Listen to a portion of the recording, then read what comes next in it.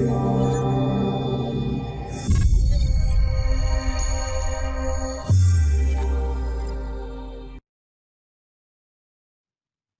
my name is Cody, and I wanted to go over the user experience for Mail Protector today.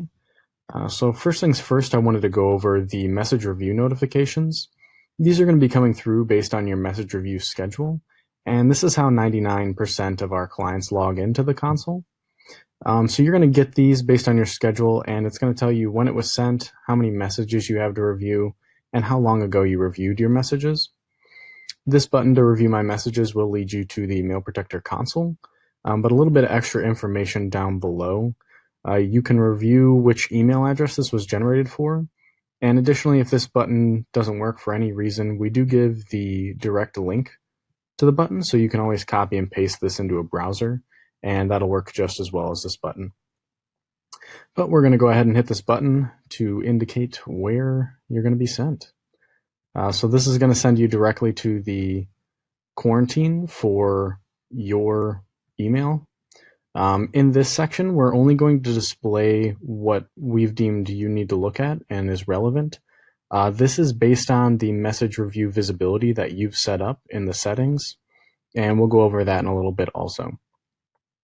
Really quick, what's shown here is how Mail Protector has rated this.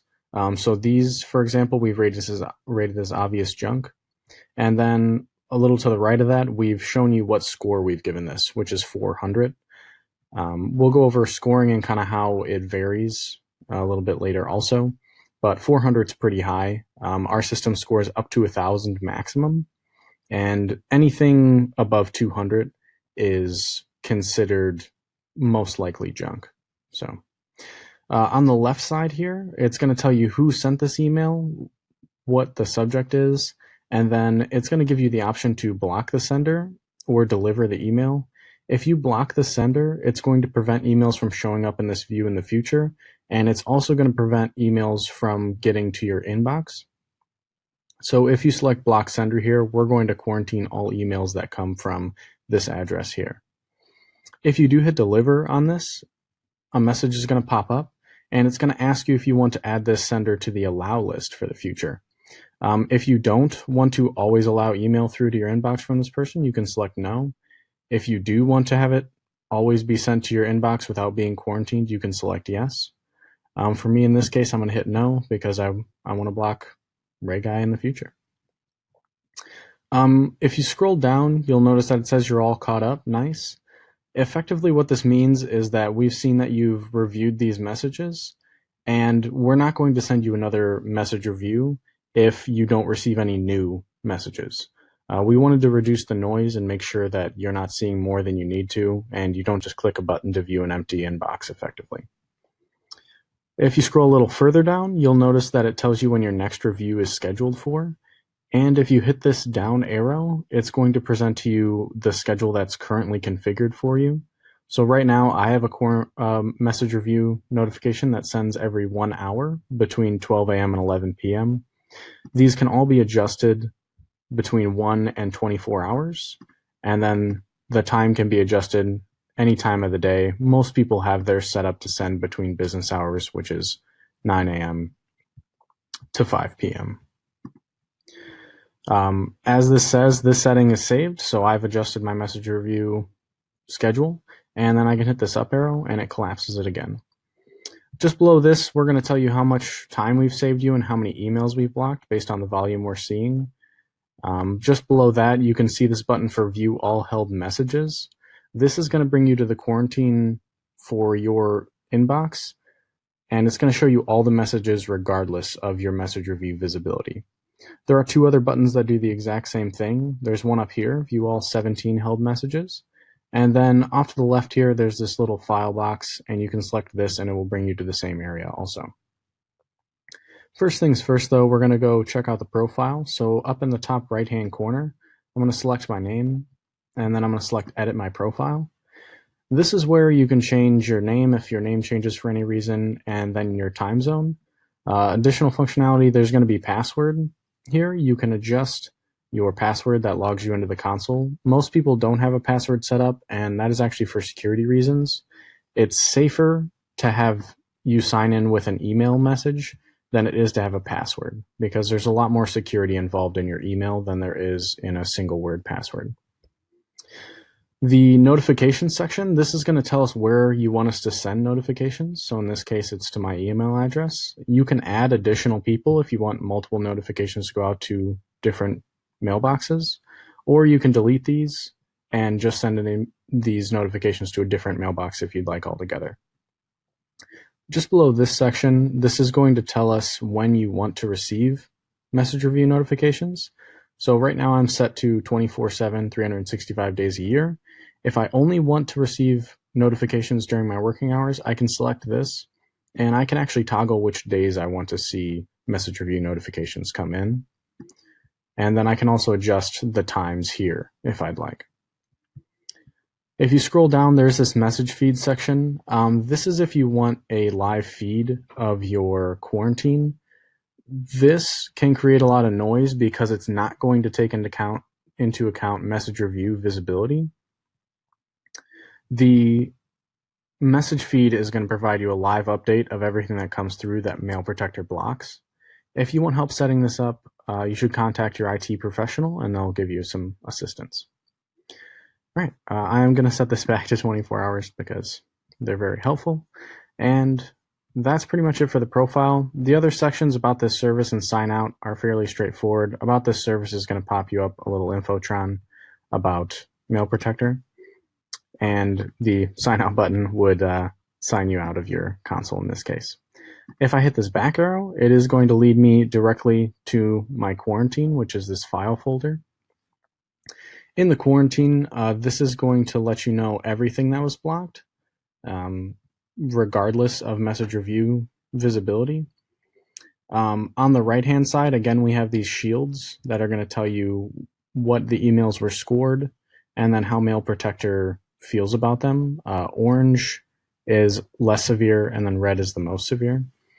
If I click one of these, it's going to show up just like an email in my inbox, and it's going to show the contents of the email that was blocked.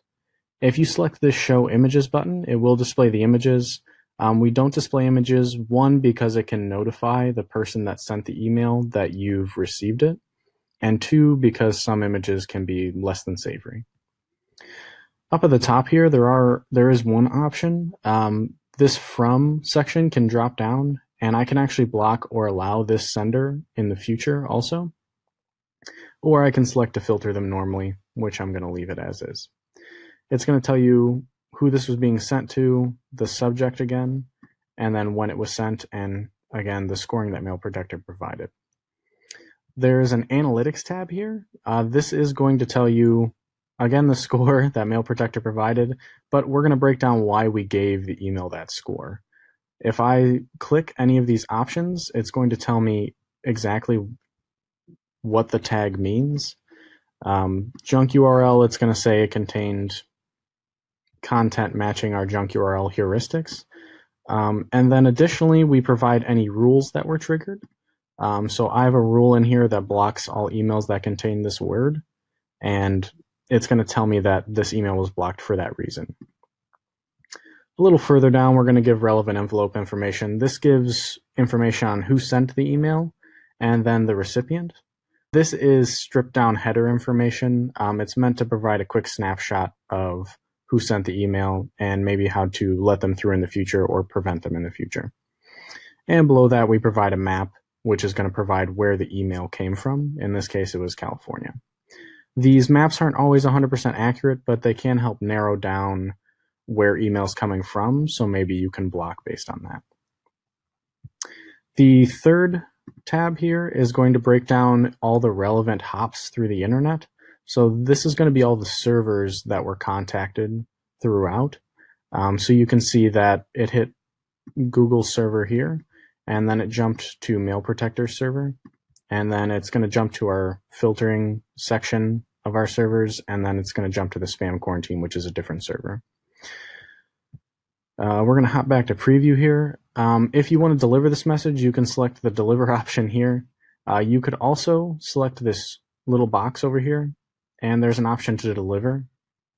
There's also an option to delete messages. If you want to keep this cleaned up, you can always select all and then hit the delete button, and it'll clear out your quarantine inbox here. A few other options, if I'm not selecting anything, I can actually sort. So this will sort highest to lowest. If I flip this, it sorts lowest to highest. And then right now, by default, it sorts by date. I can also sort by score, from, and to. And then additionally, if you use our outbound filtering, you can filter by sent email, and it will let you know if an email was blocked that you attempted to send. Most people are going to be working with received, so that's why that's the default here. Additionally, you can decide to list emails that are marked as spam, policy, or viruses. Spam is going to be anything that comes through that doesn't have a rule associated with it. And then policy are all of the rules that you've created or your IT professional has created. And then virus is fairly straightforward. These are emails that we believe contain a virus.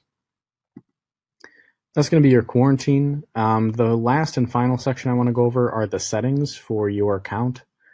So these are going to be where you adjust how email is handled by Mail Protector. So we have the allow rules here, and this is for inbound only. If something is added to the allow rule, we're going to let it through the filter regardless, unless it contains a virus. If an email contains a virus, Mail Protector will always prevent that email from going through. This field is an exact match. So as an example, if I type in example.com here, I'm not going to prevent examples.com from coming through. I'm only going to prevent example.com from coming through. Also, if I just type in the word example, it's going to prevent me from adding it because it's not exact enough. Effectively, I have to add a domain or a direct email address. The block rule functions the exact same as the allow rules, except for it's going to do the opposite function. It's going to prevent email from coming through.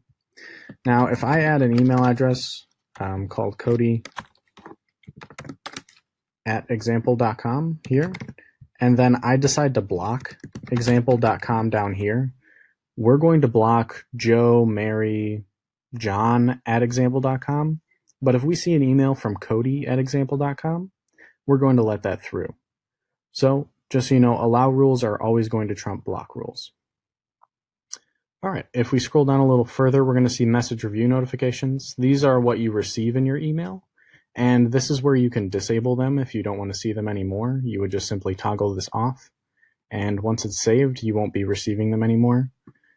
This is also where you can adjust your schedule, which is the same area as before with the little drop-down arrow. It's the same functionality, and it provides the same options here. And then just below this, we're going to let you know when the next one's expected and when the last one was successfully sent out. Below this section, we're going to have spam tolerance and message review visibility. We've gone over this quite a bit throughout, but you'll notice that we have these shields here that also label how Mail Protector perceives these emails. So we've tuned our system around the number 200. The spam tolerance of 200 works for 95% of people. This can be adjusted, so you can slide this up or down based on how much you want to receive. And then you'll notice that this did break apart. What this does is with this setting currently, we're going to deliver everything that is scored 250 or lower. And then anything between 200 and 250, we're going to tag the subject with the words possible spam. This message can be adjusted, so I could say most likely spam, and that's how we're going to tag the subject. It's however you want to identify the emails in this category. We do have a few different options that are default based on past experiences that Mail Protector has had. We have the tag and deliver all option. What this is going to do is it's going to deliver everything to you, but we're going to let you know when Mail Protector would have marked it as spam. The passive option means that we're going to deliver more, and we're going to let you tag everything in between 220 and 280. Normal is, just as I said, what works for the vast majority of people, which is 200. Aggressive means we're going to end up blocking more, so we're going to prevent everything coming through that scores 180 or higher, but we're going to let through everything 180 or lower. And then we have maximum security, which effectively says that Mail Protector is not going to let any email through regardless of score. So if anything scores 0 or higher, we're going to prevent it. And nothing can score lower than 0 at Mail Protector. So nothing will end up going through. Off indicates that you don't want to use Mail Protector's filtering services, and it shuts the filter off. So we won't end up quarantining anything for you. I'm going to set this back to normal though, because that's what works for me. And then last but not least, we have message review visibility. So the message review visibility is going to tell us when to send you a message review. So if I have this set to 400, which is the default for everybody, we're going to block everything that is in the possible junk or likely junk section. So anything between 200 and 400. But we're going to send you a message review notification if we see emails within this gap. So if anything scores between 200 and 400, we're going to send you a message review notification based on that. If I turn this up, now we're going to deliver a message review notification if anything scores between 200 and 500, and then so on. 600 is the maximum that it's set to. I'm sure you noticed earlier I said we score up to 1,000. Personally, we've never seen an email that someone wants to deliver that scores higher than 600. If you run into that situation, you can contact your IT provider and they can get that situation sorted out for you. All right, that's going to be everything for the user experience. If you guys have any questions or concerns, you can always contact your IT provider, and I'm sure they'll be more than happy to help.